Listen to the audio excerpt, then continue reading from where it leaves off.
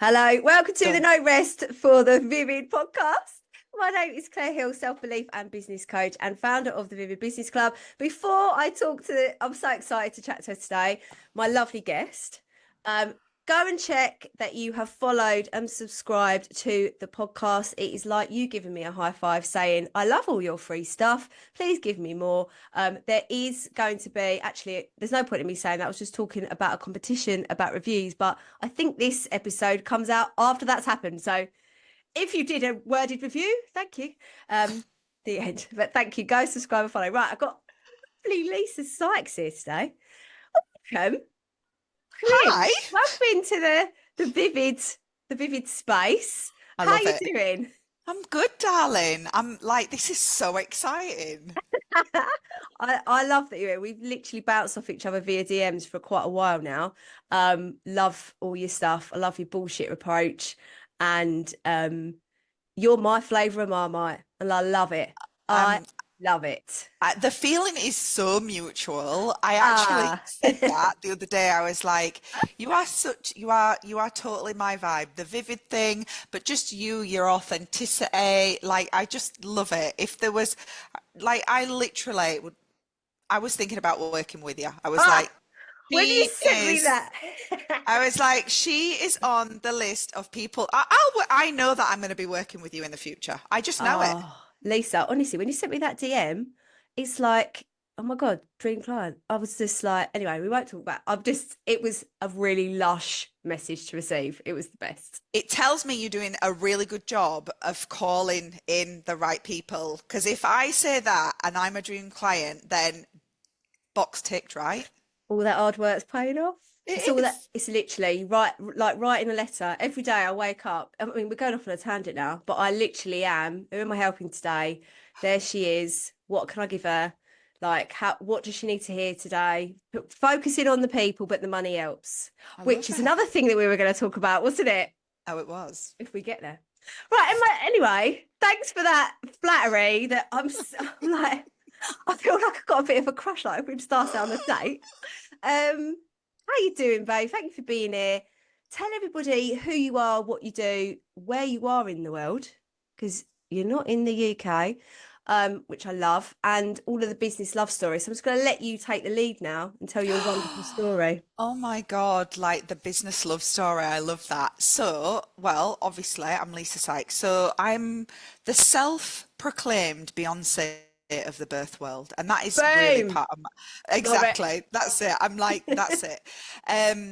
And that really is part of the kind of business love story. But yeah, like I am a business coach for my absolute dream clients. If we're talking about dream clients, they are doulas, they are hypnobirthing teachers, they are midwives, they are parent coaches. They are basically anybody who is out there having a massive impact on the world, but would quite like a massive income as well. Yep. Those are my people. Yep. But you know, other people kind of come in and around. You know how it works, right? And yeah, so I'm actually, you can probably tell from my accent that I'm a Cockney. No, we've had this conversation, but I actually was born in London, so I am from the UK, but spent most of my life in Yorkshire. But I live in Paris at the moment. Live in Oh, Paris. that sounds so la-di-da. I love it. I know it sounds la-di-da, but like also Paris is full of rats and rubbish and people on strike. And, you know, so like Oh. you've got like the romanticized Paris and then you've got the real Paris as well. And to be Mm-hmm. honest, I'm a bit of the real Paris. Like I'm a bit Mm. graffiti and that kind of thing. So yeah, I've been in Paris for 3 years, but before that we were in Dubai for a couple of years. Before that we were in Switzerland for 5 years. One of my like absolute non-negotiables in life is adventure. It's Mm. adventure. So yeah, so my business love story really started in 2010 officially, but I have been a bit of a Del boy forever. All the best people are. In it, right? When We was the first time that you created a business? How old were you? So I was like, like properly, like at junior school. Like easily, I back the can other easily day. track it. Yeah. I used to Always go. looking. Go Go on. on. No, no, sorry. We're so excited. We're talking over each other. But I had a flashback the other day. I used to charge my friends if I went round their house. I'd say, "You give me 50p, I'll tidy your room," and then my dad would be downstairs making tea. I love it. I love it. So I've like, it's a Del Boy situation since forever. So Mm. even prior to 2010, which was when I started my journey kind of in the birth world, that's when I trained to be a doula. That's when I launched I went self-employed. I quit my job. And I was like, I'm going all in on this. But I sold physical products. I designed my own line of reusable baby wipes, Very amazing. sold those, Love did that it. for a little while. I got shut down by PayPal because they thought I was money laundering at one point Rude. because I was importing designer shoes from the US and selling them because the exchange rate was so good. This is going back like 17 years ago at least. The exchange rate was really good. I worked out how to get end of line designer gear, imported it, sold it for double the money on eBay. Jobs are good in. So I've got it's Excellent. just, I cannot help but look for little opportunities like You've that. just reminded me of my eBay business that I had, where me and my friend Kraj, it was called Vid Kraj Enterprises, because my main name is Vidler. That's where the Vivid thing comes from. Yeah. And we used to sell old shit on eBay. He used to play rugby, and the thing that we sold for the most amount of money was his holy rugby shorts. Don't even get me started on this one because we can go down so many rabbit holes.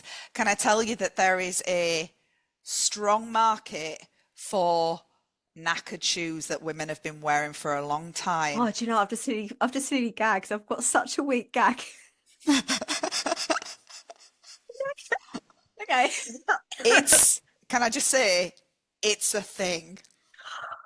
Well, there you go. People worry about how much they charge, and all And they have to do is sell their smelly shoes. And people will buy shoes that have got holes in them, and somebody has literally listed saying, I've done a 12-hour shift in those shoes, right? Oh, Exactly. God. And, Just thinking about what people are doing with them shoes. we don't even need to go there. We're not going there today. So yeah, so the places that I never thought we would be going today. No, I did not know that. But anyway, but yes, you're very good at enterprise. I am an entrepreneurial person. Yeah. It just like, I can't help it. I just can't help it. I'm like always looking for a little opportunity. And so, yeah, when I actually took redundancy from my job as a business analyst in 2003 because I just wanted to do some. I was like, I'm going to work here forever. I'm going to work here forever. I'm going to retire here. And I just want to do something different. And so I jacked it all in. I was a single mom at the time. I jacked it all in with no plan, no idea what I was going to do other than something other than this, and something that lit me up and felt like it made a difference in the world. And that was the beginning of it.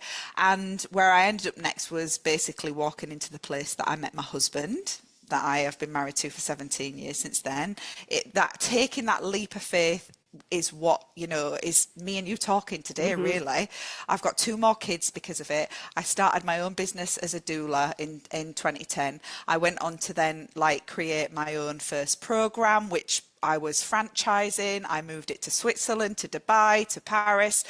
I then went on to mentor doulas, train doulas, and then people were like, can you do this for other people as well? Because my mentoring kind of was more coaching than mentoring. It wasn't just the birth stuff. It was like, can we all make some money around here as well? Yeah.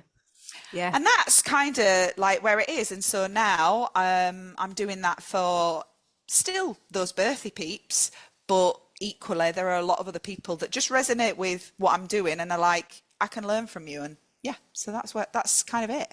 Yeah, I love you are the definition of vivid, and I love that because go and follow Lisa obviously on Instagram, but you really shine when you're talking in your stories and when you do your talking head stuff, and it's just literally I know that this is going to offend people, but I don't give a shit because the right person is listening to this going damn straight. And I think that when you own your own message in that way, it's the most vivid, magical, wonderful thing. And that you are serving, a niche that really undervalue themselves. Like you can, That is it, right? So I am here to put an end to yeah, all of that. I am yeah, here to put an end to the weaponization of altruism, because that is what it is ultimately. The people that come into my work, and I was them, right? yeah. I've been there, done that, bought the t-shirt.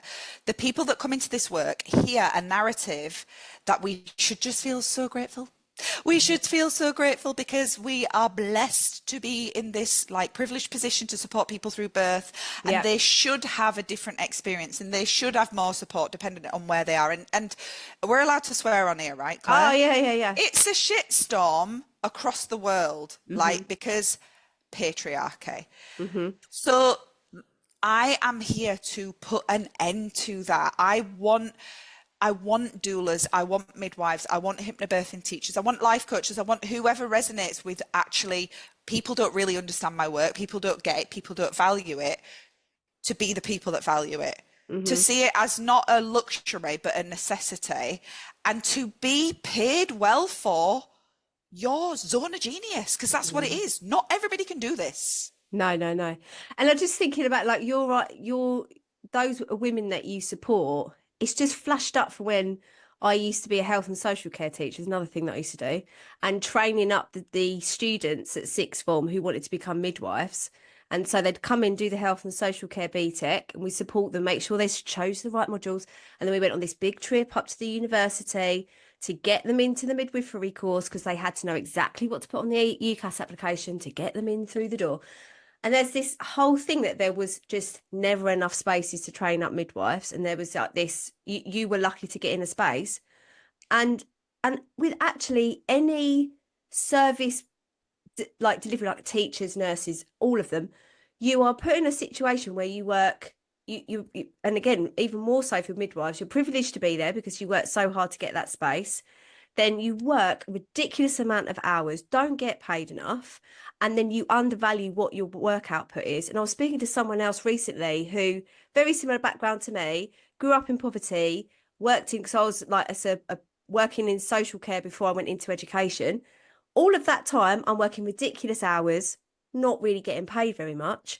How do you change your worth when you're like, well, I'm working 12-hour shifts and I'm working this amount and I'm still not getting paid? How do you support those women to go, oh, actually, what I do is actually really fucking good.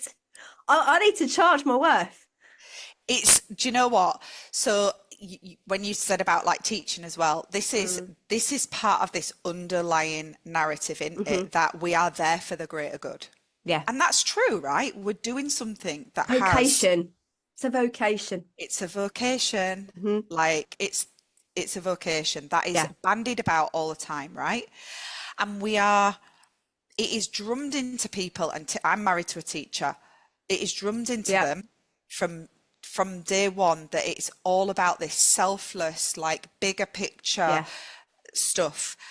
And to then be able to like flip that and say, actually, without me, that bigger picture stuff, like it doesn't actually move forward. It doesn't happen. One of my things is all about like, if I don't help these people, the doulas, the midwives, the hypnobirthing teachers, the parent coaches, the whoever, to do their thing, that, let's be real, literally changes the face of the fucking planet, Yeah. right? Yeah. It Yeah. changes humanity. The way that people are born, the way that people see themselves, the way that people move into like different stages in their life, it changes the world. Mm. It literally changes the world.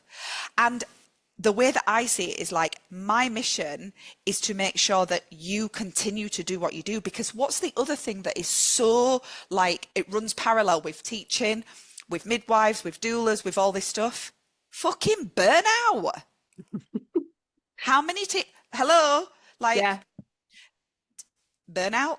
I Mm-hmm. can't do this anymore. There's never been more teachers leaving the profession. Oh, There's I know. never been more midwives leaving the profession. And what I know is 14 years as a doula and observing this, you know, for a reasonable amount of time is 3 years.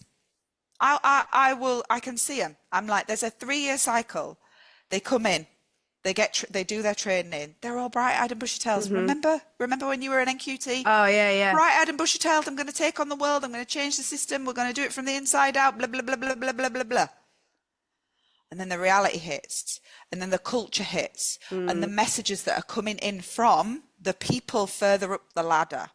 Who Because have that's lost the other sight thing. of what the day job is. Exactly. Hmm. That's the other thing. The messages that are coming down, and you're like, oh, I'm supposed to do it this way. I shouldn't see it that way. I should do. It's all that should stuff, right? Yeah, yeah.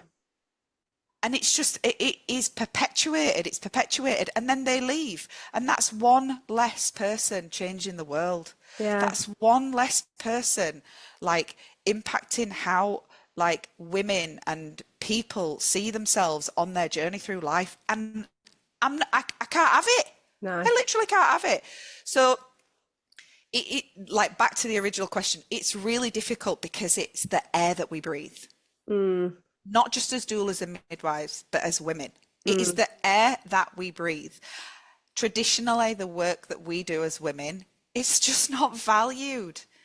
And productivity and tangibles and weigh it and measure it and, like, oh, right, yeah, that's valuable.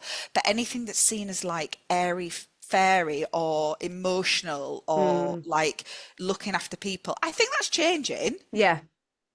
But we have to, like, be at the forefront of making sure that it changes. And that is literally about saying it's not about charge your worth. It's just about like valuing yourself on a basic, like, as a human being, as a Yeah. woman, on a basic level, as the first baseline minimum. Yeah. Because how many people's self-worth is attached to the service of others?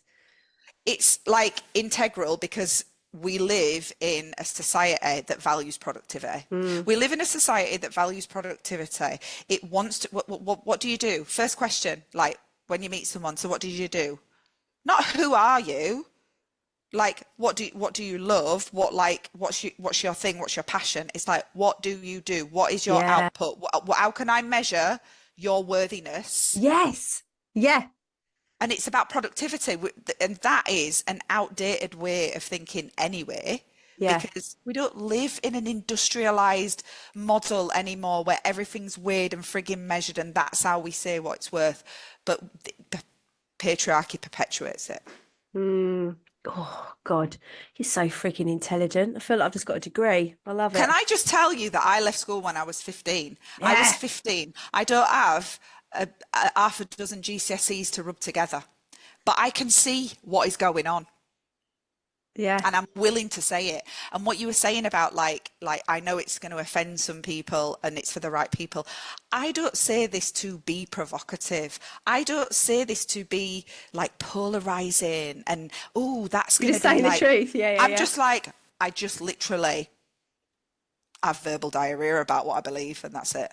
But the people that are listening to you and going, yeah, that's lighting me up, are the people that don't want to should things anymore. They don't want to Exactly. be like, I should, should remove from it, How could we, should like, from your vocabulary. exactly, Yeah. exactly.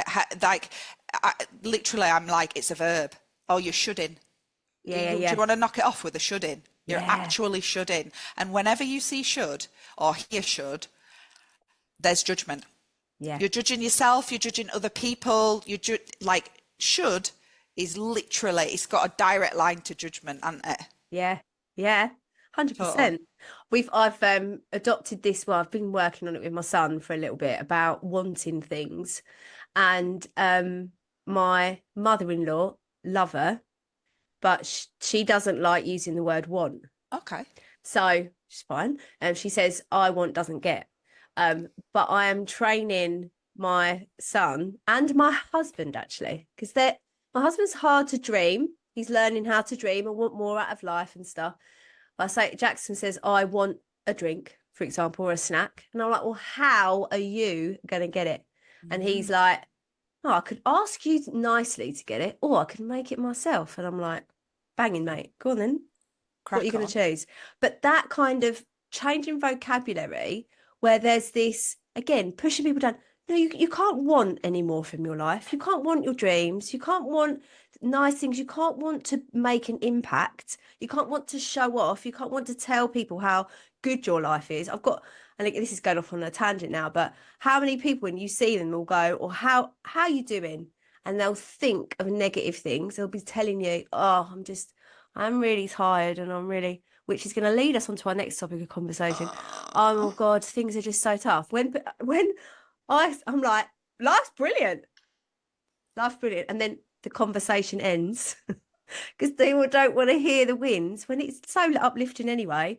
And the reason I wanted to just share that about changing vocabulary, and we get to choose how these words, what they mean to us now, and just shaking up everything about it. And yes, the other day you said on your stories about the victim vibes. I think you said victim vibes about Instagram. Yeah. People moaning about the algorithm, not having followed, blah, blah, blah, blah, blah, moan. And I would love you to, for anybody that didn't see those stories, just share your point of view about that. I think it's a very valid one for my listeners. Honest to God, I've literally noticed this morning in the gym as well with somebody. They were moaning about how they can't get to the gym enough times to really like make an impact on whatever it is that their goals are. And actually the trainer that I was working with, he was like, well, you've got to make it a priority, haven't you? And I was like, that's it in a nutshell, isn't it? Yeah. Stop going back to what you were saying. Words have power, and the power that they have is to alter the way that you're thinking, and the way that you think impacts the way that you feel, and the way that you feel impacts what you're going to do next, right? Yeah. So you need to like think about the words that you're using. So if you start positioning yourself as a victim, so we'll use the bloody Instagram thing, honest to God. So somebody dropped into my DMs, I think was what happened.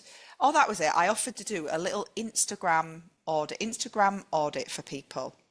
And a bunch of people. I think I saw that. Yeah. And I had to close the post in the end because there was about 100 people asked for it. And so I just picked a load at random. And one of the ones that I saw, I had a little scroll through their stuff, and they had a whole reel moaning about the Instagram algorithm on Instagram. Oh dear. On Instagram, the free platform that can put you in front of billions of people for free. Yeah. The free platform that literally has the capacity to get you like eye to eye with your ideal client at any one time if you're willing to do the things that are required. You know, like this, I was like, I'm going to show my age now, but like when I did start my like first like not little like side hustle, but like this is it, going all in as a doula, to get in front of people, there was no Instagram.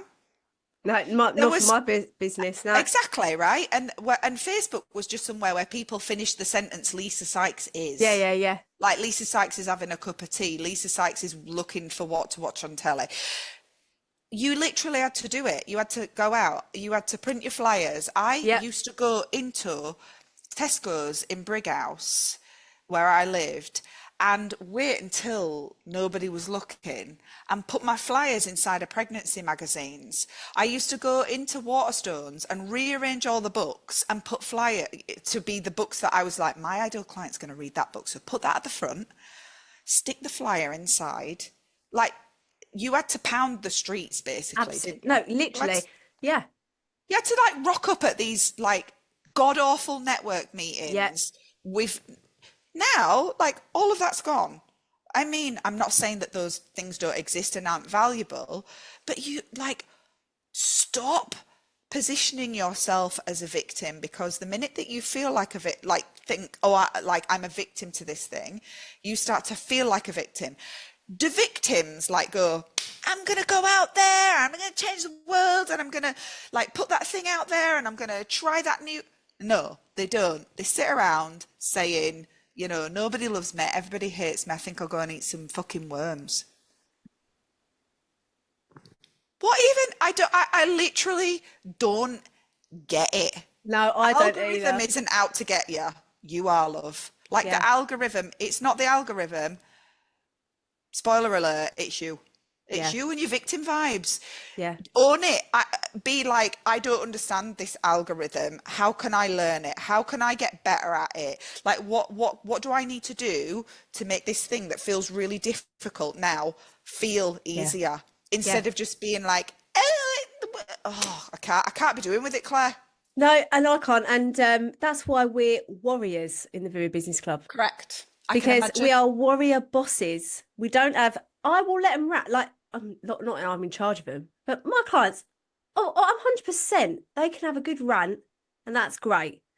But don't moan when there is this, and again, don't do it twice. No one really moans about things to me twice, because I'm like, well, I always offer a solution. I'm like, did you not do it then? Well, yeah, No, exactly. no. But no, my first business, Violet and May, which I made a flower for Beyonce's shoes that she wore. I Are know, I you do. Yeah.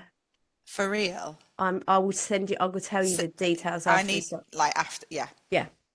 And but there was no Facebook, which I literally just had no bloody Shopify or anything for websites.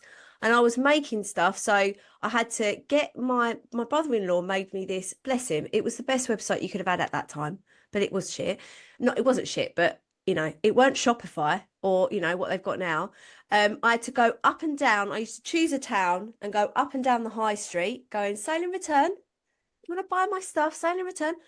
Fairs, markets every weekend. I used to do like Tupperware parties and go round. I would ask everybody I know, like, if you have me at your house, I will do a market in your house. You invite people over, you get a discount and they get a discount. Mm. Like, just thinking outside the box, how can I Yeah, sell yeah, this stuff totally. all the time? And I mean, I think it gives you an edge to your selling though, because I'm just so resourceful. But also to this, they are choosing to see Instagram as the only option.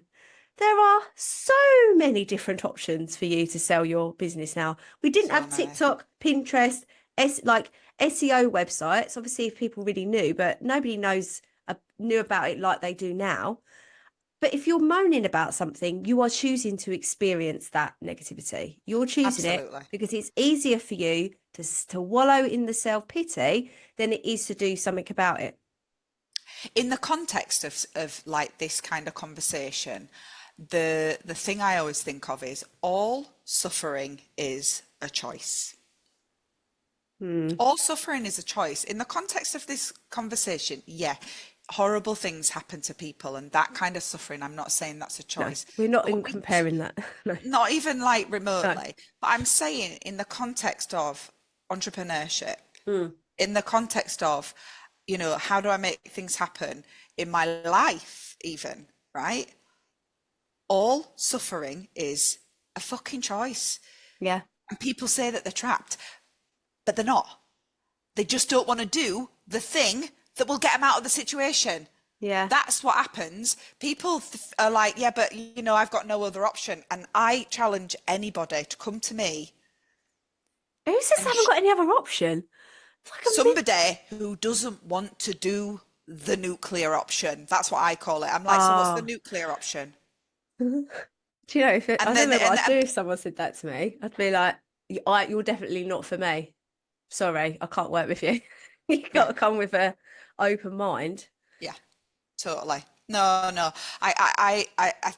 The main point for me on the whole victim vibes is you have to just decide, like, who do I want to be? Like, who do I Mm. want to be in this moment, right? And as you said, sometimes people are having an off day or a down day, or it feels like it's heavy and we're trudging through it a bit. That's normal. Like, that's totally normal. But then my question is, right, now what? Mm. Now what? Now what? Because if you stay in victimhood, you position yourself as a victim and you will take totally different steps to somebody who's like, right, what's the opportunity? It's turning obstacles into opportunities, isn't it? Absolutely, yeah. Oh yeah. There's always I mean I say it all the time, but I just don't believe in failure. There's only winning and learning. So if Yeah, something is going wrong, if there is, and this has happened inside the membership, if there's a member that is having a slow sales month, things are a little bit not as flooding through as they hope, and they're not quite sure why. Do you know, often it's because their prices aren't high enough. I don't know whether totally. yeah. we had somebody in my mastermind, the dream team. I coached her to put her prices up, and she had a few days when she makes jewelry, nobody was buying anything. She was like, I think I've made the wrong decision. And I said, so tell me, when you were putting the prices in, you were really excited. When you were putting those prices up, you were really excited. So why were you feeling excited? She was like, well, I just felt like it was the right thing. I was like, okay, so that means it was. Yeah. That's not like, that's your heart telling you and your instincts going, this is banging, we're doing the right thing. And then your head's got involved and your head tells you a pack of lies. We've talked, do you know this? That's your doubt, name it, shut it up, all of this. And then she went to her usual market. It's like a posh market in Cleveland in Bristol. Yeah. Really lush, and she sold more than she's ever sold, all at the high prices. And then the sales have just started banging in. And some of these pieces she's had to increase by 20%. And it's like, Yeah. this is the thing. Sometimes I honestly think like if people just put the prices up, their literal business would change. And I know that sounds like, a bit basic, but sometimes I'm like, just try putting your prices up. See what happens. See what happens. Yeah. Because the thing, and like bringing it to like the kind of people that I'm working with, imagine, right? You're going looking for somebody that is going to be by your side during your birth. They're going to show you like all the things, teach you all the things that are going to stack the odds in your favor of you having the kind of birth that you want, right? Yeah. Be that a doula, be that a midwife. The midwife is going to take you through your whole pregnancy, not just like from a emotional perspective, but from a clinical perspective as well. Are you going to be looking for the cheapest one in your area? No. I ain't. No. Because when somebody is the cheapest, nobody believes they're the best. Yeah. And if somebody's the best, and if that's what you're saying, like I've got this incredible like service or offer, and I am the best in my area, in my like niche, whatever you want to call it. If someone is the best, no one expects them to be the cheapest. Half of the time I'm like, just put your prices up. Like there's about 10 grand's worth of coaching. Just put your prices up and see what happens. Yeah.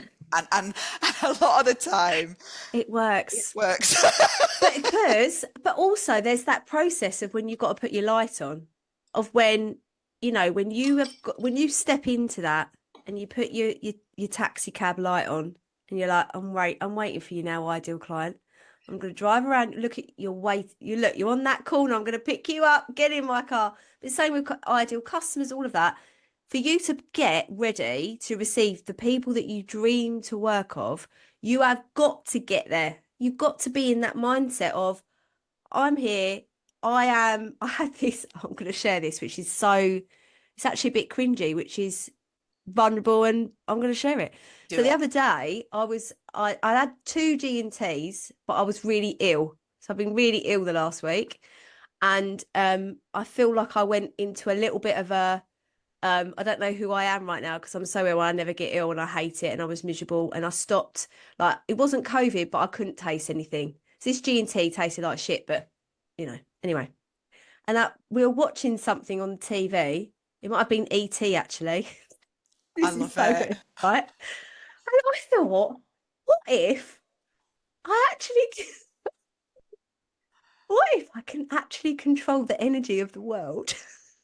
And I'm like, everyone says that my energy is really contagious, and everyone I've just had a meeting with some of the members this morning to talk about my next launch, and they were like, people just want to be near you, and it always makes me feel a bit embarrassing that. But I was like, what if I just go, yeah, my energy's banging.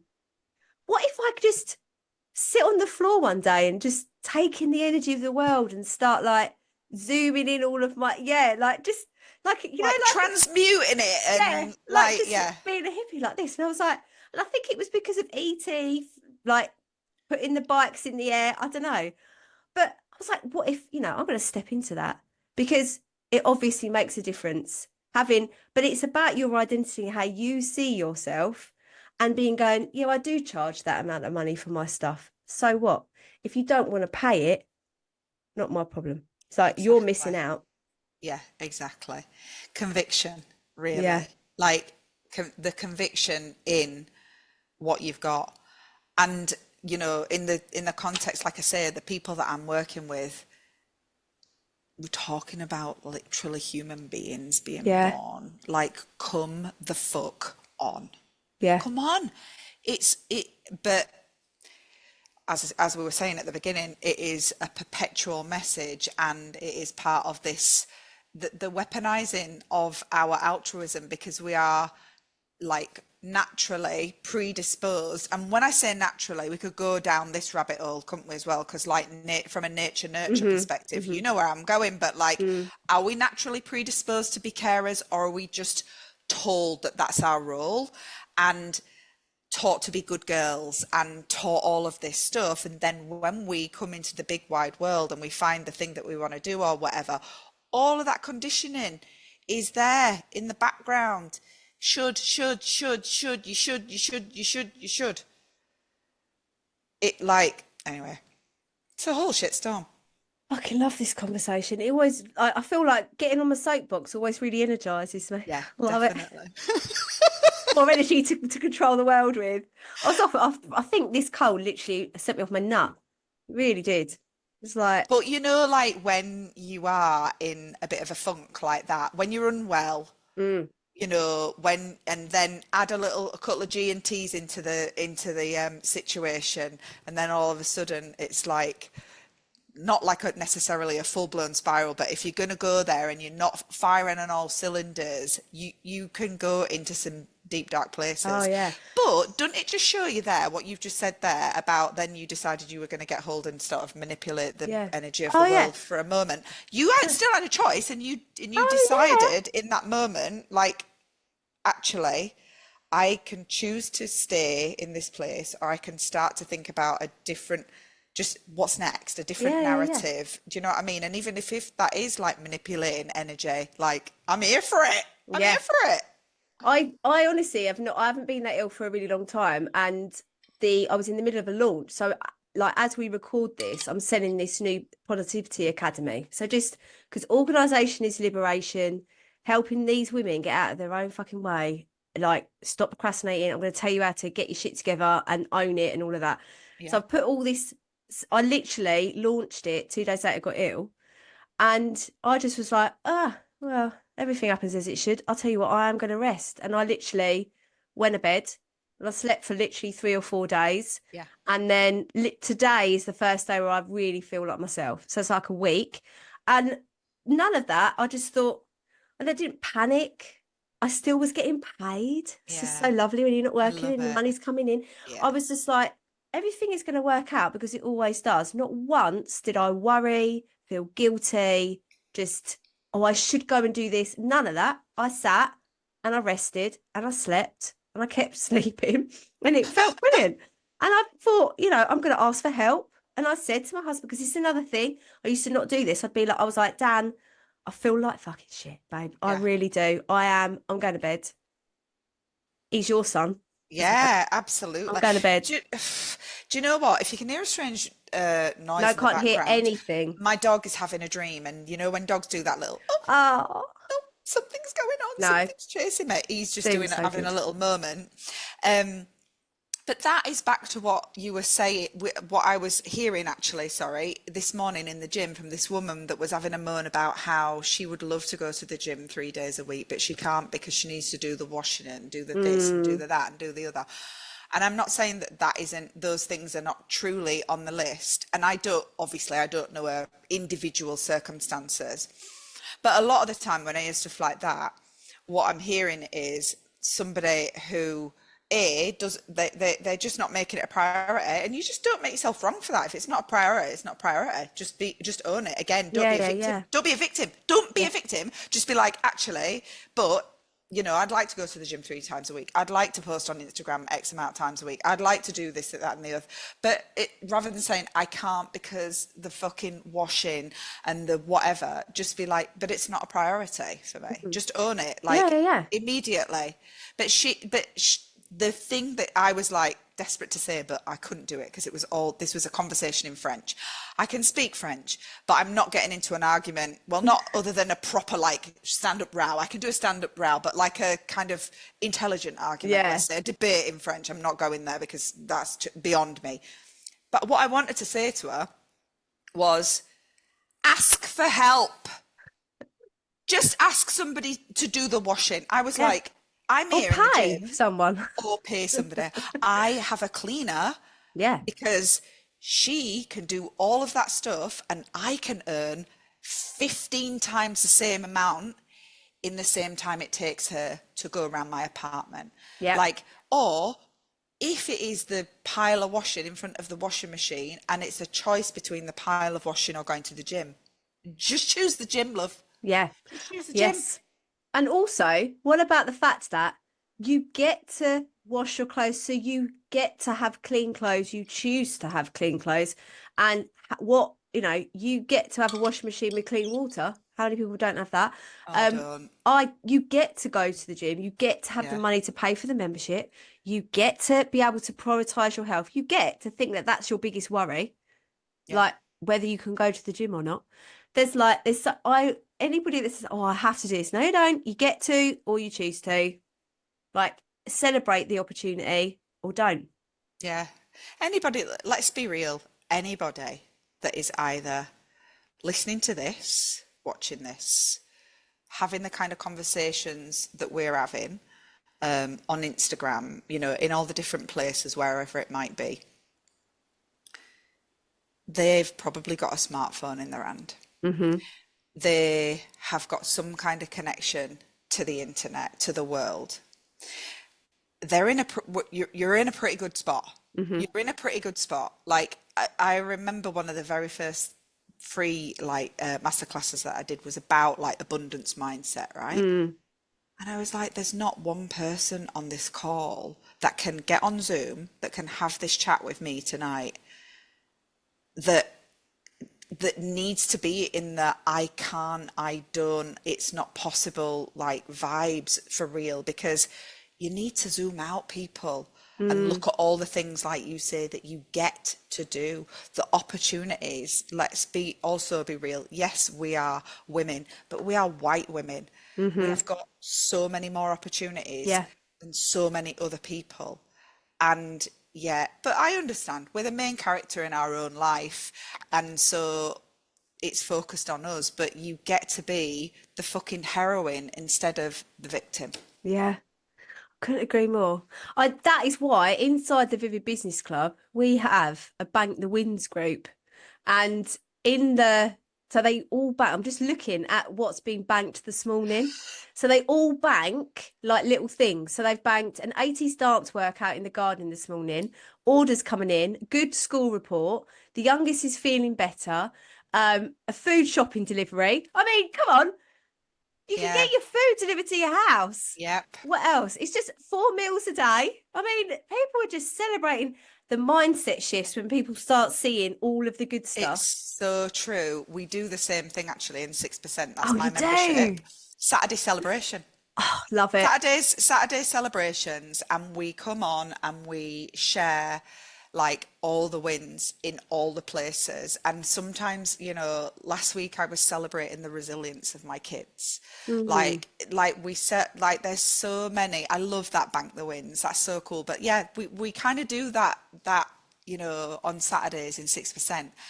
And what came up in the conversation this week actually was, somebody said, I've realized now that I notice more of my wins this person's been in there for a few months, and she was like, I'm now writing them down during the week, like banking them like you.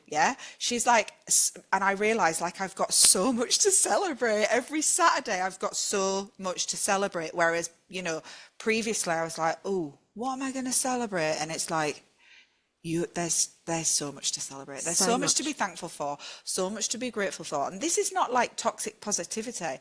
No. This is fucking real. Like, I'm like, this is for real. Yeah. This is for real. You know what it is from like your childhood and so on to not have. Like, I know what it is. I left my eldest daughter. My eldest daughter is 30, can you believe, this No, year? I Like, cannot believe. I Is that who know, got married? yeah, that's my little She's girl. so beautiful. I know. Oh my It's genetic. God, it is. You're beautiful.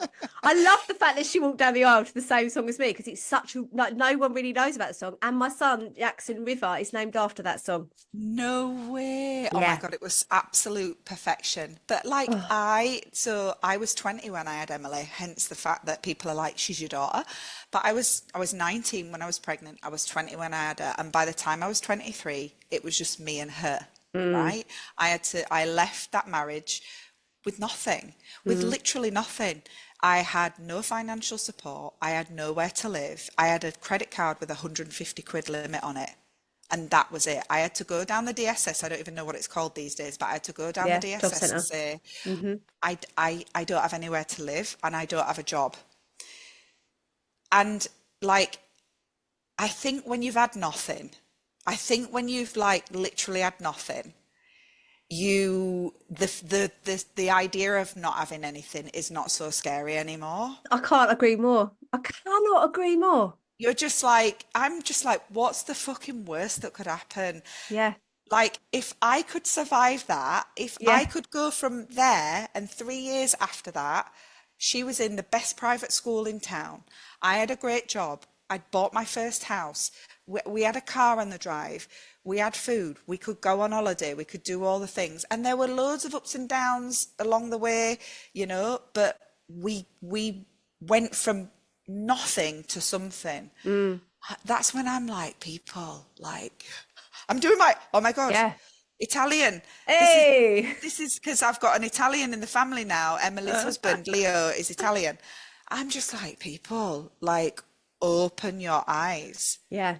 And that's why I do what I do, because those people, when you have got nothing and you've had that, you've experienced trauma, your self-worth can be so damaged by that, For that sure. because you've had nothing, but it makes, but I want people to see that actually that experience made you magic. It made you a warrior. It made It's there's something that is a spirit inside of you. And especially if you've born a business out of that, do you that is magic and grows from somewhere that you don't even understand. So let's amplify the shit out of it. yeah. But it makes me so like I am risky as fuck. And my husband is not. Because he's always had everything. He's had, you could not put different spectrums of our childhood, like a total opposite.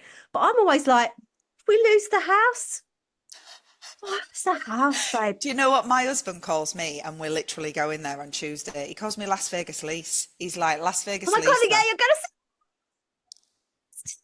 We're oh my going to God. Oh, see and you're getting married Mariah again. Carey well, no, that Mariah came first, and then we were like, we're going to Brilliant. see I was like, it's my 50th this year. I was like, we're going to go see Mariah Amazing. Carey.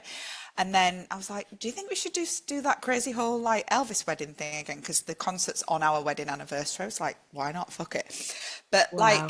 I'm the same. And I think that is born out of that idea that if I can survive all of that stuff, if I can navigate, I'm not saying I loved it. I'm not, but if you No. can navigate it, survive it, and let's be real, you've survived 100% of the things thrown at you so far, right?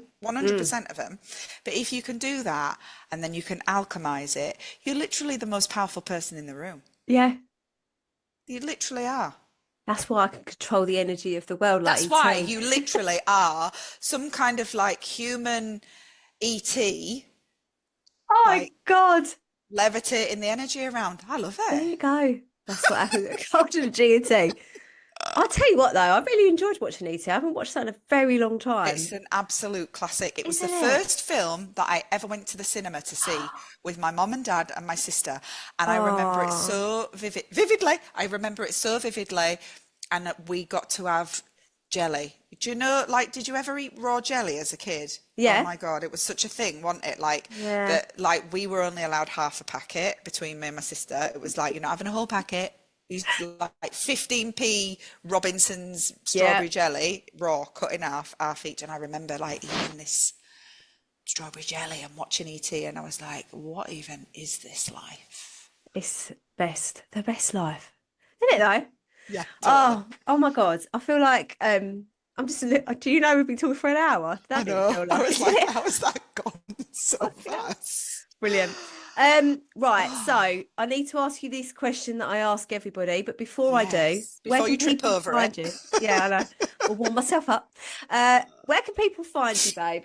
Okay, so I mostly hang out on Instagram, and my Instagram handle is Lisa Sykes Online.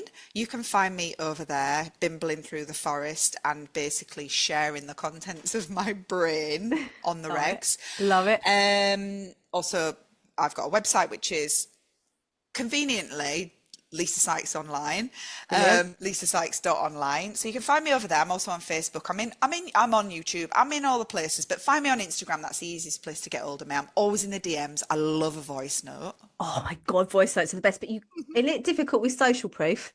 Because I always think my clients send me the I've best got voice round it notes. now. I've got How? round it now because basically, if someone sends me an awesome voice note, I basically say to them, "Can I transcribe your voice note?"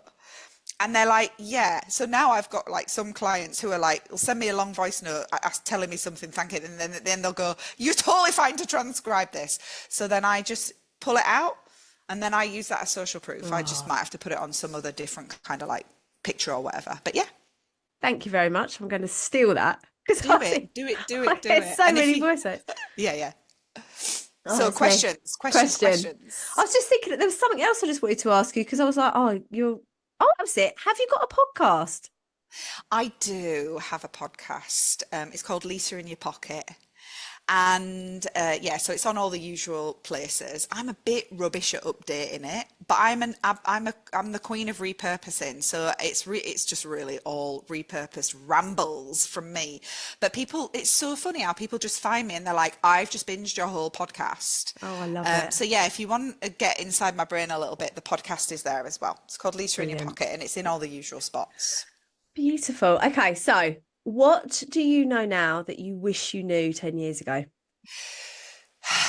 10 years ago was like exactly 10 years ago at this time of year, I was packing up my home of the previous 10 years to move to Switzerland. It Hmm. was the first time that we had basically decided that we wanted to go on an adventure.